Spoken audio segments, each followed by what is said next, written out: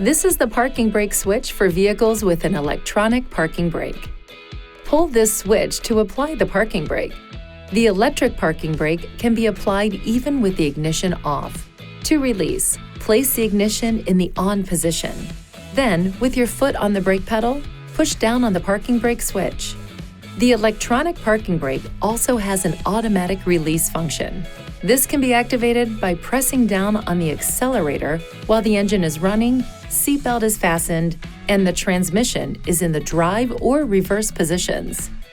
This indicator light comes on when the ignition is on and the parking brake is applied.